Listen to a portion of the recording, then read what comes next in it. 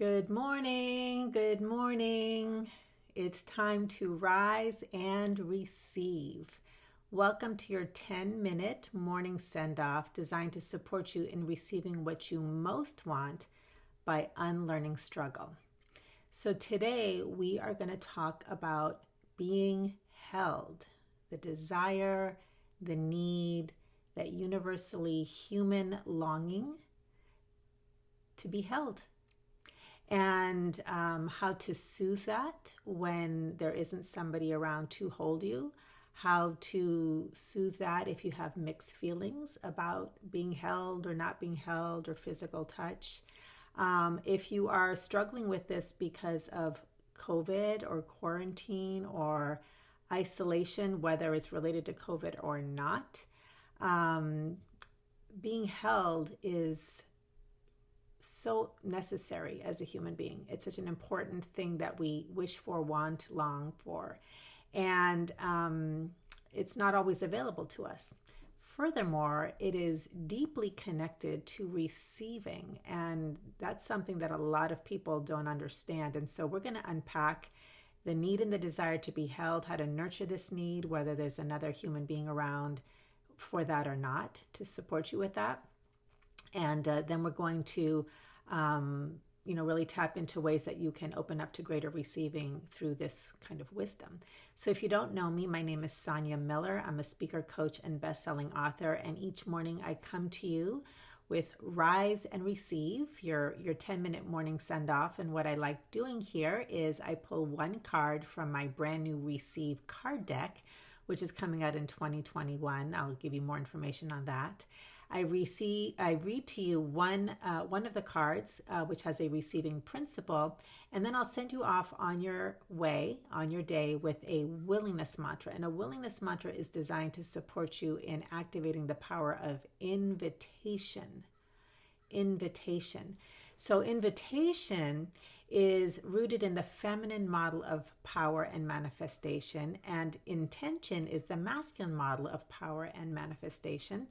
And so while the masculine model of power is, necessary and beautiful and wonderful, we struggle when we over-rely on it because we are either absent or malnourished in our understanding or ability to access the feminine model of power. And as we tap into the feminine, which is invitation-based, it's about receiving, it's about being versus doing, we start to open up to receiving our joy, our abundance, and our fulfillment with much greater ease, not to mention all kinds of physical world manifestations. So that's what I'm about. That's what we do here at Rise and Receive. And so what I invite you to do today now is I'm going to read you today's card, and it is Receive Holding. Receive Holding. And as I said, for those of you who are just joining me, we're going to be talking about physical touch, affection, how to soothe this if you need it and want it and it's not available to you, and what it has to do with receiving. So I invite you to sit back, let these words just wash over you. You can always come back and listen to this again, either on YouTube or here on Facebook. Okay, so here we go. Receive Holding.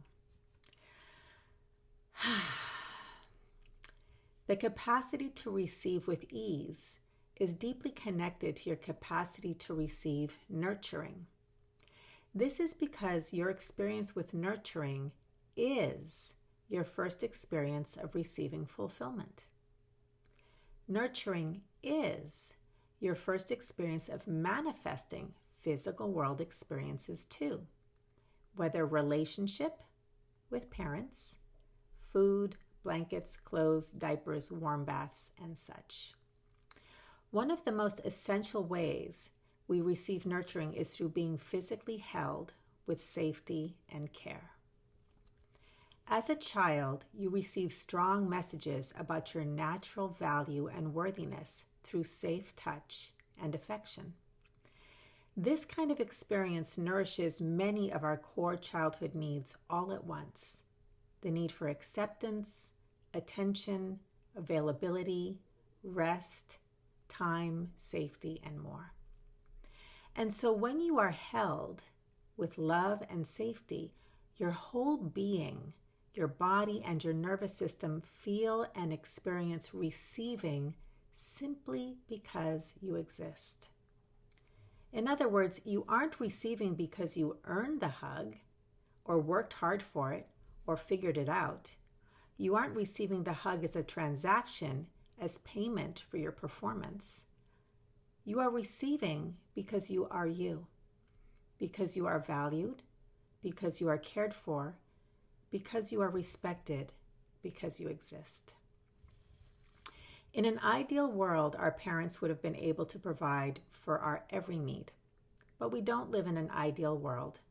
Our parents did the best they could, as did their parents and their parents before them. Some of us are fortunate and for the most part have a positive association with physical touch and being held. Some of us have not been as fortunate and struggle with mixed feelings about physical touch. And yet some of us have been very hurt and neglected in this regard. The need for safe physical touch, affection, and being held is universally human. Wherever you are with this need, the first step is to fully accept it. In an ideal world, we have people to go to for holding. And while that's not always the reality, there are many ways we can soothe ourselves as we remain open to greater fulfillment. Your body and nervous system are very responsive to physical positions, light touch, gentle pressure, and deep breathing that you can do on your own. Experiment with wrapping yourself in a blanket and laying on a couch, a bed, or a carpeted floor. Feel the support of the surface as you lean into it. Imagine being held by a safe and loving being. Or drop to your knees and place your head and arms on a comfy chair or sofa. Imagine resting your head in the lap of a loving being. As you relax into a resting position, stroke your own hair, hold your own cheeks. Or as you sit, place one hand over your heart and wrap the other arm across your body to hold yourself and rock back and forth. You can also nurture your need for touch by holding or hugging a soft stuffed toy, petting an animal, or if it's an option, receiving a massage. Your consciousness creates your reality. As you expand in your capacity to nurture your physical needs in this way, you'll expand in your capacity to receive physical world abundance in expected and unexpected ways. So that's the receive holding card. I hope that it's offering some insight, some comfort, some soothing if this is something that you've been struggling with. And here's the willingness mantra I'd like to offer for your day. Okay? Anytime that you are feeling the need to be held, for physical touch and affection, if it's not available to you, and even if it is, even if there are people in your life that care about you, that would hug you, and there's still a longing, know that there is a need there. And again, the first step is to accept it. Just let that be here. Receive that. So here's your mantra, and you can use it in all of these situations, wherever you're feeling that need or the desire. Okay? I am willing to experience new and fulfilling possibilities for physical nurturing. I am willing to experience new and fulfilling possibilities for physical nurturing. Okay, so feel free to ask any questions or post your comments below. I'd love to hear how this is landing with you. And, one of the things I've discovered that has, I've been a life coach now for over 2 decades, and I've been working with masculine, feminine energy concepts for a very long time, since it started back in 1989 when I began my studies. And I'm going to share an idea that one of my very first relationship teachers said to me, and it was really interesting. And I know that I'm on the wave of this current, and that's what's brought me to the work that I do in the world today. But basically, I had done a women's empowerment weekend, and it was designed to support women in discovering and accessing the source of their power. And it was part of a larger organization which was about supporting men and women to have productive and successful relationships. And again, I'm talking about most women most of the time. And these concepts about feminine and masculine energy are not gender specific or about sex or anything like that, but they're about aspects of ourselves that we can tap into. And so again, struggle comes from an over-reliance on the masculine model of power, and therefore an absent or malnourished ability to access the feminine model of power. And that's where a lot of this struggle comes from. But when we tap into and open up to that, as we talked about today, then we start to tap into easy receiving simply because you exist. Anyway, back to this organization. So what my teacher said was, he said, you are what I call, and he was talking to women of my generation, the lost generation. You are women who would rather be more like your fathers than your mothers. And this is, he had been working with a lot of women who are very successful and competent in the professional world, and yet they couldn't make a relationship with a man work for those who wanted, men in their lives or masculine energy men. They really couldn't make it work to save their lives. They had lost touch with some feminine energy aspect of themselves. And part of it was, coming off of multiple waves of the women's movement. And then the fact that there really wasn't a feminine model of power in the workplace, because a lot of these workplaces were made by men for men. And so there was this gap, this missingness. And what I have found in all of my own personal work and work with lots of women, and I've also worked with men who there's this something that's missing. They keep working hard. It's because it's the masculine model. And there's this, what I've come to say is that our world, many of us are starved for mothering. We're starved for mothering. And it's been so devalued.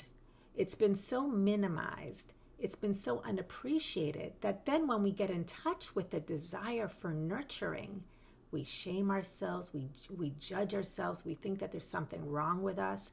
A lot of times in relationships, because there's no way to open up a space for this nurturing, we put this pressure on our romantic relationships, or we move into sexualizing this need. And so there's still this unmet need around nurturing and being held. And so one of the things I've seen happen a lot, because I work mostly with women, although like I said, I do work with men, is that women will look to their men for mothering and for nurturing. And then of course, this need is being distorted, and it's not really being honored for what it is, right? And then men have often been shamed and told to tough it out, or, don't be a mama's boy or something like that. Or again, the only acceptable form of connection and physical touch is sexually. And so there's this gaping wound around nurturing. So that stands alone in and of itself. And then if you take it to the next level and you start to connect the dots and see oh my gosh, this is actually feeding into the source of my struggle. I only think I'm valuable or worthy of receiving if I work hard. Is it possible to receive simply because I exist? Well, as my students tap into the power of nurturing, the power of meeting these needs, and we start to discover how to do that in relationship with ourselves, and start to dissolve the shame, dissolve the judgment, welcome it with compassion and gentleness, it opens up a whole new world. And that's how we start to tap into the feminine model of power and balance it out appropriately with the masculine model of power. The hunter model is wonderful. Hard work is needed under the right conditions. But if you want to unlearn struggle and receive your fulfillment with much greater ease, you must learn how to receive. It's that simple. Receiving is its own skill set. It's the most natural thing in the world. We've just forgotten. We've become disconnected. Things have gotten distorted. So I hope that this is lighting off some light bulbs. I hope it's giving you permission to explore this very natural need that we all have in safe ways, in healthy ways, with love and compassion for yourself. and to invite more possibilities for nurturing, and let it be a ripple into your life for greater ease and less struggle. So with that, here is your mantra for the day.